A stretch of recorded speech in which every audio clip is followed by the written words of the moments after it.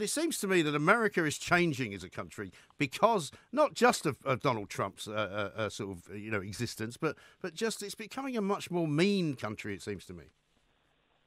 Well, we'll start with the fact that this has been going on for a long time, and elites like you and me didn't notice it. I blame our elites, both in Europe and the United States. Well, that's rubbish, John, isn't it? Because the elites. Well, I will let you finish. Hang on, I will let you finish, John.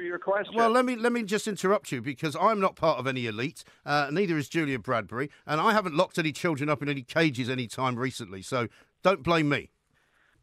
Well, I will, because the media haven't talked about white working-class, high school-educated men in the United States for the 25 years I've been doing politics in either party.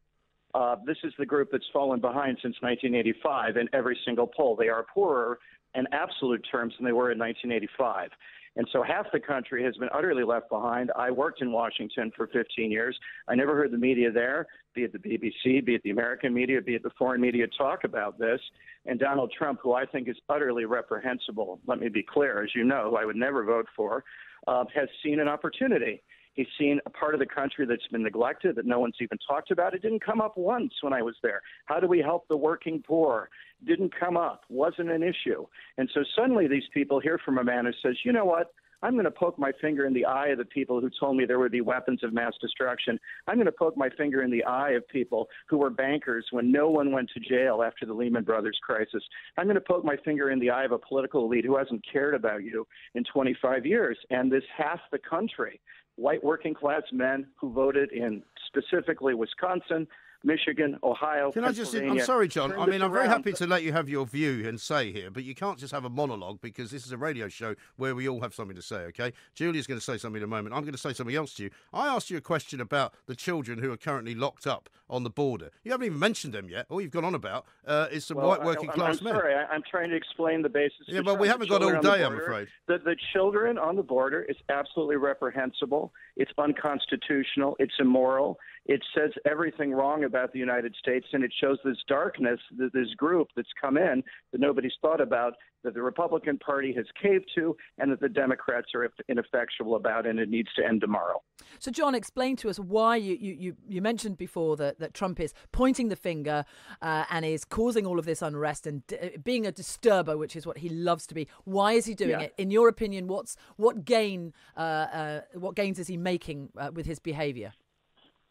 Well, I think that's the question, and the key point is that let's look today. While all this is going on, the new Gallup poll puts his percentage of approval at 45%, which is the highest it's ever been, which is 1 percentage point below where Obama was, which is exactly where Bill Clinton was at this time. It's worked. His divisive tactics have worked. His base has rallied. The economy is doing well. He's seen as having dealt with Kim Jong-un, utterly incorrectly, by the way, but he's seen as having dealt with that. People like that he stands up to the rest of the world, scolds the Chinese about their unfair trading practices, scolds the Europeans about their pathetic spending on defense while we defend them.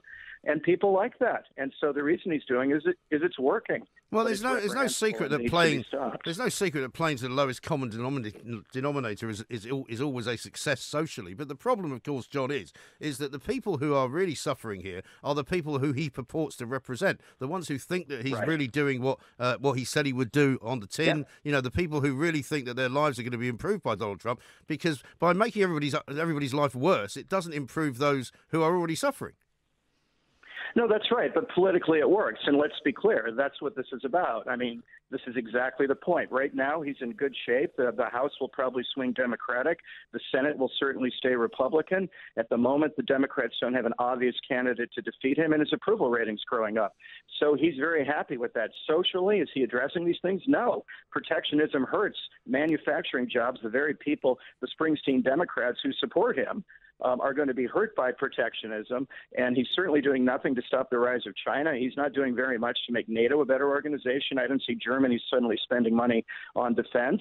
So even if he raises some of the right issues with the Chinese, with the Europeans at all, his reprehensible social behavior is leading to absolutely nothing being done. But that really isn't the point. It's the blame game. And there I agree with you both.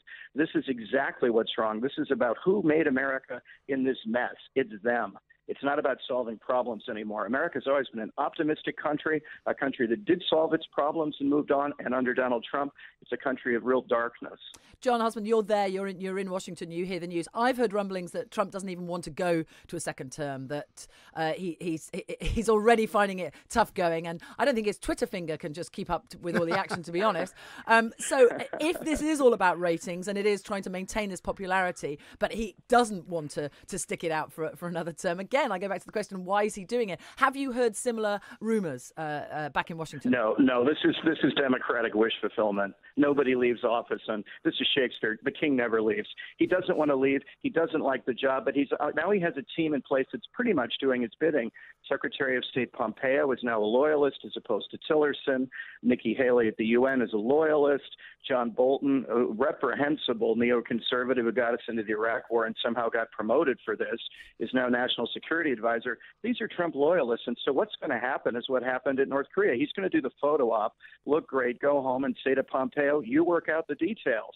If this is the new system, which is like a failed monarchy from the 17th century, that suits Donald Trump to the ground. But no, he won't leave. Nobody leaves. It's kind of virtue signaling in reverse, isn't it? He's kind of doing the exact opposite of what we call virtue signalers do. But just to go back to the current sort of situation as it stands with these children who are locked up in cages. I mean, when you see the likes of Ann Coulter going on Fox News and saying these are child actors, I mean, you just despair. But what is he actually going to bend to the will of the world, if you like, and do something about these kids who are locked up, or is he just going to sort of brazen it out?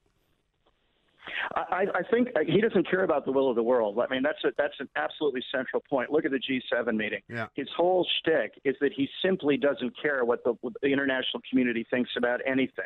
By the way, that's in line with Vladimir Putin, Xi Jinping, and an awful lot of leaders now, but it's not the normal American position. Yeah. What may move him is senators in the Republican Party, people like Ted Cruz on the far right from Texas, who are absolutely horrified by this, who's putting legislation forward to have the children be with their parents, who are immediately moving on this. Congress generally is very slow, but when it wants to move, it can move quite quickly. And pressure from the right-wing Republican senators may move him. That's what will move him, not the Democrats, not the international community, but the base of his own party. And there is movement on that front. And he's gotten to the point where this morning he's saying, well, if there's another way we can do it, I'd be open to it, but it's up to Congress to fix it, which is nonsense. He could fix it with a stroke of his pen.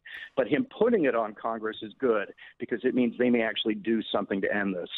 John, you've got access to some of the keenest political minds in the United States. How do they get rid of Trump? How do you remove him?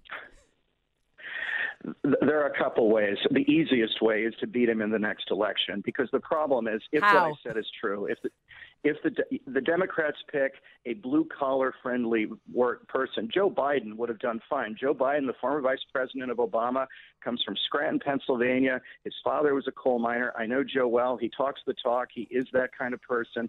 The Democrats have all kinds of old links, but they have to go to the right and not the left. If the Democrats move off to the left, they give Trump the center, and that's the problem. The Democrats have to pick somebody, a Clinton Democrat as in Bill Clinton, who can win over moderates who, like myself, I am a left-wing Republican who will never vote for Donald Trump. I am their voter. If they pick Trotsky, I'm unlikely to vote for them. If they pick someone moderate, I'd be happy to vote for them to get this guy out of there. But isn't that the other problem? Very carefully. That's the other problem, John, isn't it? The Republican sort of party bigwigs are not really keen to do anything to upset Donald Trump because they see him as a relative success in terms of the party because they'd rather have a Republican president, presumably, than not. And so what they should be doing, in my view, like you've just said, is looking for an alternative Republican candidate that can beat him in a primary.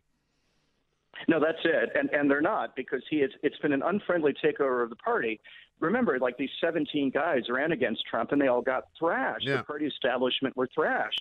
And then he specifically in a number of races put forward candidates who won, like in South Carolina. He put forward a Trumpite candidate against a never-Trumper. Senator Flake in Arizona, who's been very anti-Trump from the right. He's out because his approval rating is so low. And so the base of the party has made it a Trumpite party and not a Republican party. And rather than fighting back, they're utterly caving into him. That's one problem. And the second problem is the Democrats' inability to pick somebody in the middle. These are the two things that give Trump all kinds of room to run. Gutlessness of the Republican Party and ineffectual kind of behavior of the Democratic Party. I think we know where you stand on all of this, John.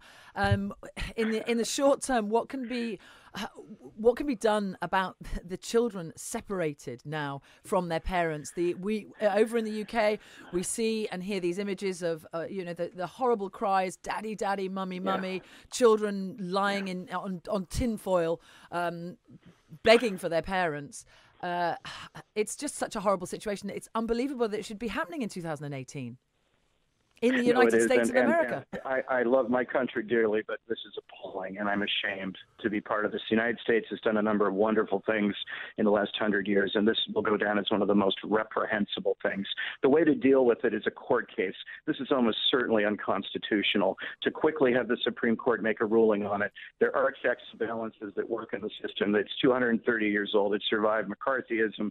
It survived Red Scares. It survived Watergate. It survived Vietnam. It's quite resilient, but we need the Congress to step up, and we need the courts, the other branches of government, to correct for this monstrosity. The way to do it is a court case, and very quickly he will lose, and then they will have to draw up new legislation. That's the first thing that has to happen, and it should happen this morning. Yeah, I think you're absolutely right. John, thank you very much indeed. John Hulsman there, geopolitical expert, Washington Insider, Republican, but not a Trumpian, it would seem. And the thing that amazes me, Julia, as well, is the number of experts out there on Twitter who know everything about not only the internal wranglings of American immigration law, but they know exactly where these videos are coming from. They say that they're all being stunted up in some laboratory somewhere. They say, actually, this all happened under Obama. It's all nonsense, right? I mean, I, like you, have always worked in the traditional media, and I don't buy any of this rubbish that people spout, that, you can't trust the mainstream media, but you can trust these kind of rampantly weird videos that go on rounds on YouTube. Well, you and I are old school journalists, you see, and you had to verify your sources, and a story had to be confirmed, and it takes longer than 8 minutes to do that. And sadly, that's the news cycle right now. It's about 5 minutes on Twitter. Absolutely right. It's absolutely shocking. Yeah.